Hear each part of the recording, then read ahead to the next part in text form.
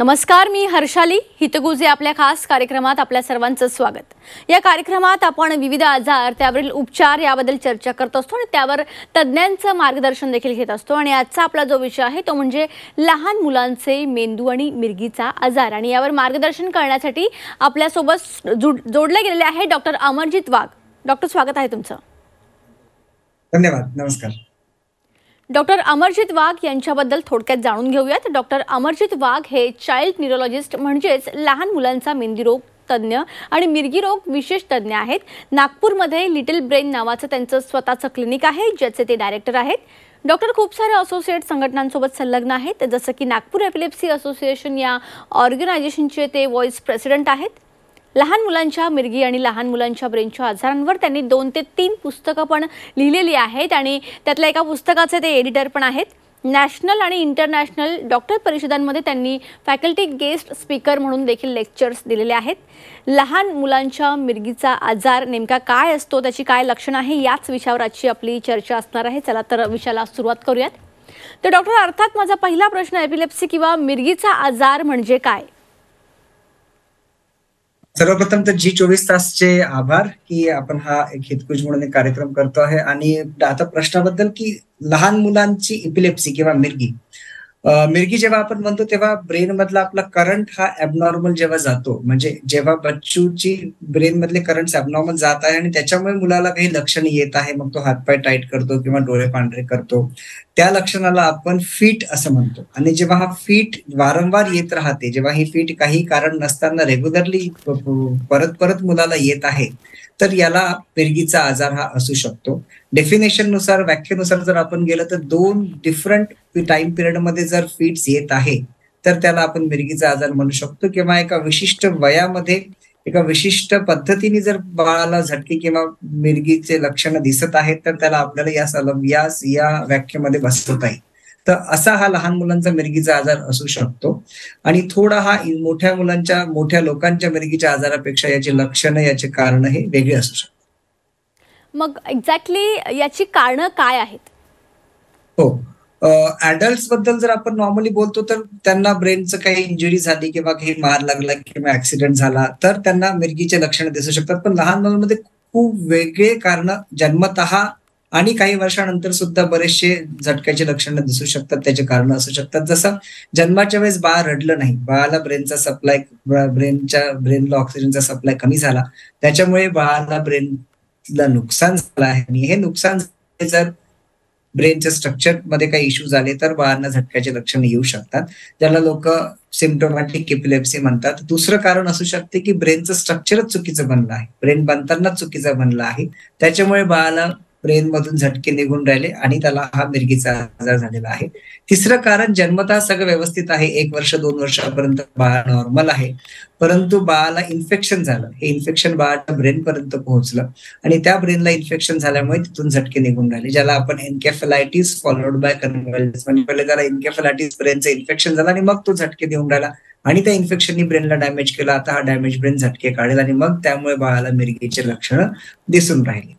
एक मेजर कारण अजून राहू शकते की ज्याला आपण जेनेटिक आजार म्हणतो, म्हणजे ब्रेनचं स्ट्रक्चर चुकीचं आहे म्हणून सुद्धा, जेनेटिक आजारांमुळे ब्रेनचं स्ट्रक्चर चुकीचं आहे म्हणून बाळ झटके देऊन राहिलं, किंवा शरीरातले रसायन केमिकल्स, ज्याला आपण जे खातो ते आपल्या बॉडीमध्ये एका विशिष्ट पद्धतीने तुटते, एका विशिष्ट केमिकल्स मध्ये त्याचं कन्व्हर्ट होते आणि ते केमिकल्स ब्रेनला आवश्यक असतात। जर ते केमिकल्स कमी किंवा जास्त प्रमाणात बनून राहिले, त्यांनी ब्रेनला नुकसान केलं आणि त्या ब्रेनला नुकसान झाल्यामुळे ब्रेनमधून झटके निघून राहिले, त्याला आपण मेटाबॉलिक डिसऑर्डर्स म्हणतो। आणि मेटाबॉलिक डिसऑर्डर्समुळे बाळाला झटके निघू शकतात, त्याला मेटाबॉलिक इपिलेप्सी पण म्हटले जाते। तर या कारणामुळे सुद्धा बाळाला झटके येऊ शकतात, हे सुद्धा एक मिरगीचं कारण असू शकते। असे बरेचसे वेगवेगळे कारण लहान मुलांमध्ये असतात, जे तुम्हाला जनरली ॲडल्ट्स मध्ये किंवा मोठ्या लोकांमध्ये दिसत नाही। आणि अजून एक कारण म्हणजे हेड इंजुरी, म्हणजे बाळाला काही मार लागला, त्या मार लागल्यामुळे मेंदूमध्ये रक्त जमा झालं किंवा मेंदूवर सुजून आली किंवा मेंदूच्या पेशींचं नुकसान झालं, आणि हे जेव्हा होते तेव्हा बाळाच्या त्या नुकसान झालेल्या ब्रेन मधून झटके निघतात, ते समोर जाऊन मिरगीचे लक्षण बनू शकतात। हे वेगवेगळे कारण लहान मुलांच्या मिरगीचे असू शकतात।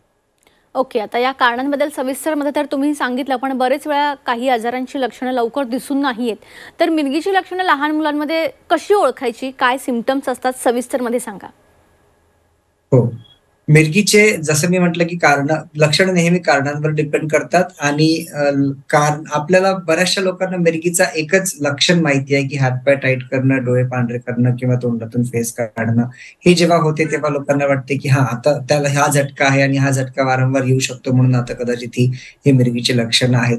बरेच वेळा आमचे पेशंट आम्हाला सांगतात, की "सर त्यांनी हात-पाय तर टाईट केले नाही, त्यांनी तोंडातून फेस तर गाळला नाही, त्यांनी दात तर बसवले नाही, डोळे तर वर चढवले नाही.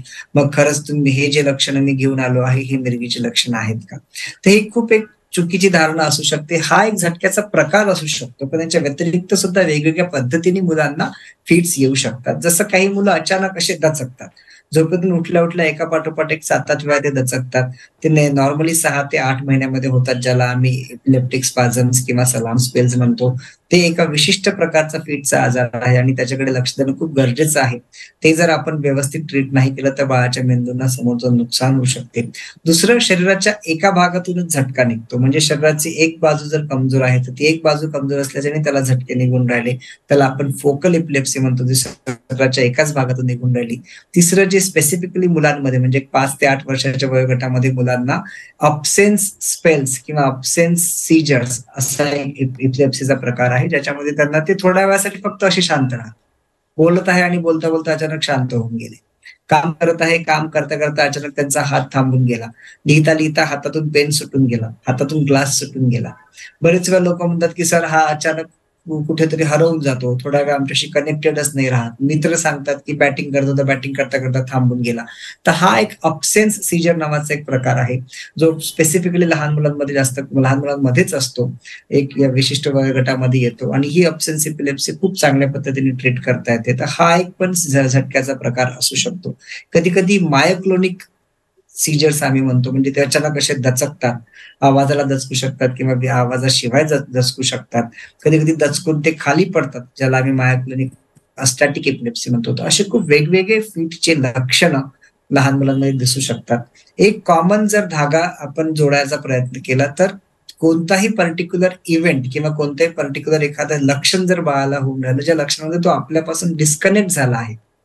आई-वडिलांसोबत अचानक तो डिस्कनेक्ट झाल्यासारखा झाला आहे. तो नजर मिळवता-मिळवता थांबून गेला आहे किंवा त्याची ॲक्टिव्हिटी थांबून गेली आहे. तर डेफिनिटली आपल्याला हा फिटचा प्रकार आहे का आणि ते एकापेक्षा जास्त होत आहे, वारंवार होत आहे.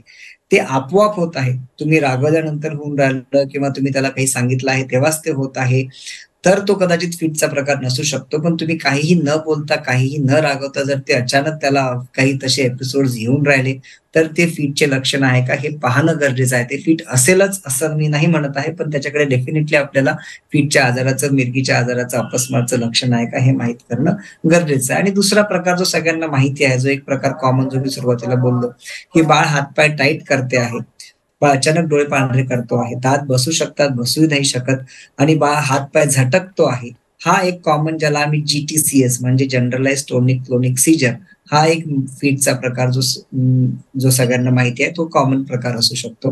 हे असे वेगवेगळे फिटचे प्रकार मुलांमध्ये असू शकतात. 6 महिने ते 6 वर्ष या वयोगटामध्ये बरेच वेळा तापामध्ये झटके येतात आणि हे झटके सुद्धा मुलगा हात टाईट करतो. कधी-कधी फक्तच डोळे पांढरे करतो, हात टाईट पण नाही करत. हं, कधी-कधी हं, हं. हात टाईट करतो, पण हात झटकत नाही. तर अशा प्रकारे सुद्धा वेगवेगळ्या पद्धतीने फिटचे लक्षणं येऊ शकतात. म्हणून हे सगळे लक्षणं किंवा आपल्याला या लक्षणांचे मागचे कारणं माहिती असणं गरजेचं आहे. तेव्हाच पॅरेंट्स, आई-वडील डॉक्टर जवळ लवकर पोहोचतील आणि त्या गोष्टीचं आपण लवकर निदान लावू शकतो. ओके.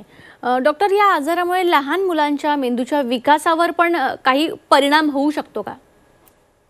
हो. हा खूप महत्वाचा प्रश्न आहे. कारण मी परत तेच सांगेल, की लहान मुलांचा ब्रेन आणि मोठ्या लोकांच्या ब्रेनमध्ये भरपूर फरक आहे. मोठ्या व्यक्तीचा ब्रेन बनून गेलेला आहे, त्याच्यामुळे झटक्यांनी त्याला परत डॅमेज व्हायचे चान्सेस कमी असतात. पण लहान मुलांचा ब्रेन जसं आपण म्हणतो ग्रोइंग ब्रेन आहे. हे आपल्या बॉडीचं स्ट्रक्चर, अवयव हे वाढत जात आहे. ते कमीत कमी 6 ते 8 वर्षापर्यंत वाढते. तर कोणत्याही वाढत्या अंगाला जर काही डॅमेज झाला, तर डेफिनेटली त्याच्यामुळे आपल्या डेव्हलपमेंटवर फरक पडेल. ते डेव्हलपमेंट आपल्याला माहीत असणं गरजेचं आहे. जसं 1 ते 1.5 वर्षामध्ये मुलगा चालतो, 1.5 ते 2 वर्षामध्ये मुलगा बोलायला लागतो, 2 ते 3 वर्षात मुलगा सोशल व्हायला लागतो. हे जे डेव्हलपमेंटल माइलस्टोन्स आम्ही ज्याला म्हणतो, हे डेव्हलपमेंटल माइलस्टोन्स बरेच वेळा अफेक्ट होऊ शकतात. या डेव्हलपमेंट्समध्ये मुलांना प्रॉब्लेम येऊ शकतो, जर मुलाला वारंवार झटके येऊन राहिले. आणि बरेच वेळा जसं मी जन्माच्या वेळेसचं कारण सांगितलं, की बाळ रडला नाही, ऑक्सिजनचं प्रमाण कमी झालं. त्या सगळ्या गोष्टींच्यानी ब्रेनला डॅमेज झालं, तर दोन्ही गोष्टी सायमल्टेनियसली राहू शकतात. दोन्ही गोष्टी सोबत राहू शकतात, की ब्रेनचं नुकसान पण आहे, बाळ चालू शकत नाही आहे, बाळ बोलू शकत नाही आणि बाळाला झटके येऊन राहिलं. हे पण होऊ शकते. आणि दुसरं, वारंवार झटके आल्याच्यानी ब्रेनला अजून नुकसान व्हायचे चान्सेस आहेत. जे मी मधात सलाम स्पेल्स किंवा एक इपिलेप्टिक स्पाझम्स हा जो प्रकार बोललो, जे वयाच्या 6 ते 8 महिन्यामध्ये मुलाला होतात आणि हे होत असल्याच्यानी बाळाचा मेंदू बराच मागे जातो. हे झटके दिसताना खूप छोटे दिसतात. बरेच वेळा आई-वडिलांच्या लक्षात पण नाही येत. ते झोपेतून उठल्यानंतर बाळ दचकतो, अशीच लक्षणं आम्हाला सांगतात. पण हे दचकणं जर वारंवार होऊन राहिलं, तर हा इपिलेप्टिक स्पाझम्सचा प्रकार आहे आणि हे झटके ब्रेनला खूप नुकसान करतात आणि हे ब्रेनला परत मागे नेतात. त्याच्यामुळे फक्त झटक्याचंच नाही, तर झटक्याच्या सोबत आपल्याला ब्रेनच्या डेव्हलपमेंटकडे पण लक्ष देणं गरजेचं आहे. त्याच्यासोबत काही कारण आहे का, ते पण माहीत करणं खूप गरजेचं आहे. त्याच्यामुळे लहान मुलांच्या मिरगीचा आजार हा नेहमी लहान मुलांच्या डेव्हलपमेंट सोबत जोडून पाहणं खूप गरजेचं आहे. या 2 गोष्टींना आपण सेपरेट करून ट्रीटमेंट नाही करू शकत. जर आपण फक्त मिरगीची ट्रीटमेंट करतो आहे आणि म्हणतोय की नाही, डेव्हलपमेंटकडे लक्ष द्यायची गरज नाही, तर आपण खूप मोठी चूक करतोय. त्याच्यामुळे डेव्हलपमेंट कडे पण लक्ष देणं गरजेचं आहे आणि मिरगीची ट्रीटमेंट करणं पण तेवढंच महत्वाचं आहे. ओके. आता या मिरगीच्या आजाराचं नेमकं निदान कसं करायचं आणि यासाठी कोणती इन्व्हेस्टिगेशन्स करणं आवश्यक आहे? मिरगीचा आजार जेव्हा आपण म्हणतो आहे, लक्षणं जसं आपण आता माहिती केले, तर ह्या लक्षणांच्या मागचे कारणं शोधण्यासाठी आपल्याला इन्व्हेस्टिगेशन्सची खूप गरज आहे. आणि इन्व्हेस्टिगेशन्स डिपेंड करते, की काय काय कारण आज डॉक्टर मी विचार करतो आहे. सगळ्यात सिंपल कारणं राहू शकतात, की शरीरातले सोडियम कमी होत आहे, मिठाचं प्रमाण कमी होत आहे, शुगर कमी होत आहे, कॅल्शियम कमी होत आहे. याच्यामुळे झटके येऊ शकतात. हा मिरगीचा प्रकार नाही आहे. झटका आणि मिरगीमध्ये एक डिफरन्स समजणं गरजेचं आहे, की झटका हा 1 किंवा 2 वेळा आला, त्याच्यामागे काहीतरी कारण आहे. कधी-कधी मुलं कापूर खातात. आम्हाला बरेच वेळा नवदुर्गाच्या पिरियडमध्ये खूप सारे पेशंट्स झटका घेऊन आलेले मिळतात. ते अदरवाईज पूर्ण नॉर्मल आहेत. तर मग माहीत पडते, की घरी कापूर खाल्ला गेला किंवा घरी काही ऑफेन्सिव्ह असे पदार्थ होते, ते त्याचा श्वास घेतला गेला आणि त्याच्यामुळे सुगंध घेतला गेला म्हणून त्यांना असं झालं आहे. तर याच्यामुळे झटके येऊ शकतात, पण डायरेक्टली मिरगीशी कनेक्टेड नाहीये. पण तरी पण जेव्हा पण बाळाला झटका येतो, तेव्हा आपल्याला हे बेसिक इन्व्हेस्टिगेशन्स माहीत करणं गरजेचं आहे, की त्याच्यामध्ये आपल्याला बाळामध्ये कॅल्शियम, शुगर, मिठाचं प्रमाण माहीत करावं लागेल. ते जर नॉर्मल आहे, तर मग बाकीचे इन्व्हेस्टिगेशन्स आणि सगळ्यात महत्त्वाचे 2 इन्व्हेस्टिगेशन्स मिरगीच्या आजारासाठी खूप जरुरी आहे. एक म्हणजे ईईजी, जे आपल्याला आतमधल्या इलेक्ट्रिक करंट, सगळ्यात पहिला आपण जेव्हा प्रश्न डिस्कस केला, की मिरगी काय आहे? तर याचं उत्तर जे आपण बोललो, की मिरगी हा ब्रेनच्या आतमधले ॲबनॉर्मल करंट्स आहे, त्याच्यामुळे त्याला झटके येत आहेत. हे करंट ॲबनॉर्मल आहेत का? आहेत, तर ते ब्रेनच्या कोणत्या भागातून निघून राहिले? ही माहिती आपल्याला ईईजीद्वारे होते. लोकांना ईसीजी खूप माहिती आहे. जसं त्याच्यामुळे मी कोरिलेट करताना नेहमी सांगतो, की ईसीजी जसं तुमचा हार्टचा करंट सांगतो, तसाच ईईजी तुमचा ब्रेनचा करंट सांगतो, ज्याला इलेक्ट्रोएन्केफेलोग्राम म्हणतात. ते ईईजी करणं खूप गरजेचं आहे. एपिलेप्सीचं डायग्नोसिस नेहमी ईईजीवर होते. दुसरं इन्व्हेस्टिगेशन गरजेचं आहे, ते म्हणजे आहे एमआरआय, जे आपल्याला ब्रेनचं स्ट्रक्चर सांगते. लहान मुलांसाठी ते खूप महत्वाचं आहे, कारण आपण कारणावर डिस्कस करताना बोललो आहे, की ब्रेनचं स्ट्रक्चर चुकीचं झालं आहे. ब्रेनला जर इन्फेक्शन झालं, इन्फेक्शनच्यानी ब्रेनला डॅमेज झालं, त्याच्यामुळे प्रॉब्लेम्स बाळाला झटके निघालेले आहेत. तर ते आपल्याला एमआरआयवर बऱ्याच चांगल्याने माहिती पडते. हे आपल्याला मॅक्सिमम कारणं ईईजी आणि एमआरआयवर कळतात आणि रुटीन ब्लड इन्व्हेस्टिगेशन्सवर कळतात. याच्या व्यतिरिक्त जसं आपण मगाशी बोलताना बोललो, की काही वेगळे कारणं जसे जेनेटिक कारणं असू शकतात, मेटाबॉलिक कारणं असू शकतात. तर बरेच वेळा जेव्हा ट्रीटमेंट करताना आपल्याला पाहिजे तसा रिस्पॉन्स मिळत नाही आहे, फॅमिलीमध्ये झटक्याचा आजार आहे, बाळाचं डेव्हलपमेंट मागे आहे, खूप व्यवस्थित ट्रीटमेंट केल्यानंतरही बाळ व्यवस्थित रिस्पॉन्स देत नाही आहे, तर आपल्याला वेगळे कारणं, मेटाबॉलिक आणि जेनेटिक कारणं माहीत करावं लागतात. त्याकरता तसे इन्व्हेस्टिगेशन्स लागतात. काही मेटाबॉलिक टेस्ट असतात, टीएमएस, जीसीएमएस म्हणून काही स्पेसिफिक इन्व्हेस्टिगेशन्स आहेत, जे आपल्याला बाळाच्या ब्लड मधले काही केमिकल्स बद्दल माहिती देते. आणि जेनेटिक टेस्टिंग आजकाल खूप महत्वाची झाली आहे. जेनेटिक टेस्टिंग करायचे 2 इम्पॉर्टंट रिझन्स मला इथे सांगावेसे वाटतील. एक म्हणजे त्या पर्टिक्युलर मुलामध्ये नेमका कोणत्या जीन्समध्ये गडबड असते, ज्याने बाळाला झटका येत आहे, हे ओके. माहिती होते. बरेच वेळा त्याचं ट्रीटमेंट असते, ते चेंज करतात. आणि दुसरं, जर सेकंड प्रेग्नन्सी पॅरेंट्स प्लॅन करतात आहे, तर त्याच्यासाठी हे खूप माहिती करणं गरजेचं आहे, की हा जेनेटिक आजार आहे का आणि हा आपल्याला परत सेकंड याच्यामध्ये व्हायला चान्स आहे का? त्याच्यामुळे हे सगळे investigations as and Wien required बाळाचा प्रोफाईल पाहून आपल्याला डिसाईड करावं लागतं. ओके. आता या मिरगीशी संबंधित भीती किंवा गैरसमज काय आहेत? हो, हा खूप परत एकदा खूप महत्त्वाचा प्रश्न, की गैरसमज आहेत, खूप सारे चुकीच्या धारणा आहेत, खूप साऱ्या अंधश्रद्धा आहेत. त्या सगळ्या ॲड्रेस करणं गरजेचं आहे. तर काही आधी बऱ्याच लोकांना वाटायचं, की मिरगी हा दैवी शाप आहे आणि ह्या काहीतरी त्याचे पूर्वजन्माचे पाप, पुण्य त्याच्यामुळे याला हे सगळं झालेलं आहे, असं काही नाहीये. मागच्या 10 मिनिटापासून आपण जे बोलतोय, हे खूप सारे कारणं मिरगी आणण्यासाठी असू शकतात. त्याच्यामुळे पहिली ती गलत धारणा तर नेहमी आपण काढून टाकायला पाहिजे, की हा असा काही शाप किंवा अभिशाप असं काहीही नाही आहे.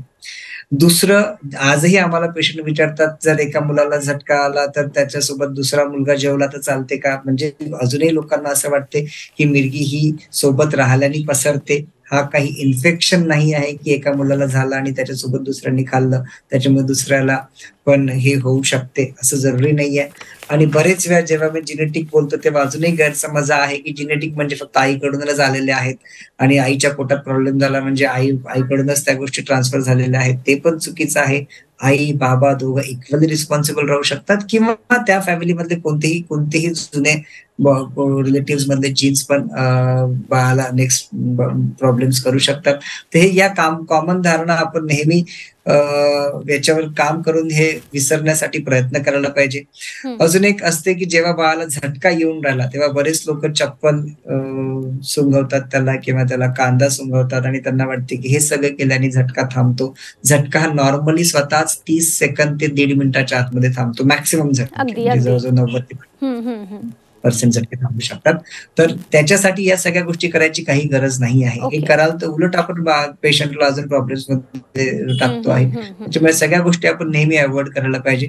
ते सगळे मिसकन्सेप्शन्स जसं-जसं आपलं या अशा तुमच्या प्रभावी मीडियम थ्रू जर आपण लोकांपर्यंत पोहोचू, तर डेफिनेटली हे जे मिसकन्सेप्शन्स आजही आहेत, ते आपण बऱ्याच प्रमाणात कमी करण्याचा प्रयत्न नक्की करू शकतो. ओके. मिरगीचा दौरा येत असताना नेमकी काय काळजी घ्यायला हवी? थोडक्यात उत्तर द्याल? बरं. जसे म्हटलं 30 सेकंद ते 1.5 मिनिटामध्ये मिरगीचा झटका बरेच वेळा थांबतो. त्याच्यामुळे आपल्याला सगळ्यात पहिलं प्रिकॉशन तर बाळाजवळ त्या पेशंटजवळ थांबायचा आहे.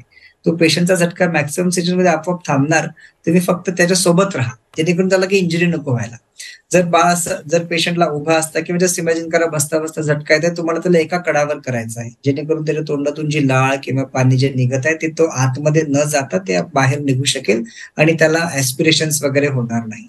जर त्याचे कपडे टाईट आहेत, तर त्याचे कपडे थोडेसे लूज करा. जेणेकरून ते टाईटपणामुळे त्याला परत श्वास रोखण्यासारखा प्रॉब्लेम्स होणार ओके. नाही आणि त्याला कोणती इंजुरी होणार नाही याच्याकडे लक्ष द्या. अगदीच. आपोआप झटका एवढ्या वेळात थांबू शकतो. एक मेडिसिनचा रोल आता आला आहे, अगदी. जे आम्ही हॉस्पिटलमध्ये जे इंजेक्शन देतो तेच स्प्रेमध्ये बरोबर. अवेलेबल आहे. जर नॉन हं. फीटवाला पेशंट आहे, हं, तर हं. ते स्प्रे तुम्ही त्यांच्या जवळ ठेवायला पाहिजे आणि त्या स्प्रेचा यूज करायला पाहिजे जेणेकरून तो झटका थांबेल. अगदीच. डॉक्टर आपली वेळ संपलेली आहे, पण तरीसुद्धा मला तुम्हाला विचारायचं आहे, की याचा इलाज आपण कसा करू शकतो? अगदी थोडक्यात सांगा. थोडक्यात 3 ट्रीटमेंट मोडॅलिटी आहे. एक म्हणजे मेडिसिन 70% to 80% ऑफ केसेसमध्ये मेडिसिन्स खूप इफेक्टिव्ह आहेत. लहान मुलांच्या बऱ्याचशा मिरगीच्या आजारामध्ये मेडिसिन्सनी खूप चांगला फरक पडतो. मेडिसिन्सनी भरपूर पेशंट क्युअर होऊ शकतात. काही पेशंट आहेत ज्यांना आपण सर्जरीचा ऑप्शन देऊ शकतो. जर ब्रेनचा एका साइडला प्रॉब्लेम आहे, तर त्यांना ऑपरेट करून इम्प्रूव्हमेंट आणता येते. काही खूप स्पेसिफिक पेशंट्सला आपण खाण्यापिण्याच्या पदार्थात चेंज करून, ज्याला कीटोजेनिक डाएट म्हणतात, जिथे शुगर प्रमाण कमी करून बाकीचे प्रमाण वाढवून हे करता येते. ट्रीटमेंटमध्ये एकच सांगणं खूप गरजेचं आहे, की रेग्युलर ट्रीटमेंट फॉलो करा. रेग्युलर ट्रीटमेंट बाळाला अगदी. द्या. पिडियाट्रिक एपिलेप्सीमध्ये खूप चांगले रिझल्ट्स आहेत. खूप चांगले मुलं आउट ऑफ आजार जाऊ शकतात 2 ते 3 वर्षामध्ये. हा अगदी. असाध्य आजार बिलकुल नाही आहे. नक्कीच. तुम्ही या ठिकाणी कनेक्ट झाला. खूप चांगलं मार्गदर्शन केलं. त्यासाठी तुमचे मनापासून धन्यवाद. धन्यवाद. जी 24 तासने बोलवल्याबद्दल. तर आजचा आपला विषय होता लहान मुलांचा मिरगीचा आजार आणि यावर कशा पद्धतीने उपचार केले जाऊ शकतात याविषयी डॉक्टर अमरजीत वाघ यांनी या ठिकाणी उत्कृष्ट असं मार्गदर्शन केलेलं आहे. तुम्हाला सुद्धा तुमच्या मुलांना या संदर्भातला काही त्रास, असे काही सिम्पटम्स असतील तर तुम्हाला स्क्रीनवर जे कॉन्टॅक्ट नंबर दिसत आहेत त्यावर तुम्ही कॉन्टॅक्ट करू शकता. कार्यक्रमात आता वेळ झाली इथेच थांबण्याची. नमस्कार.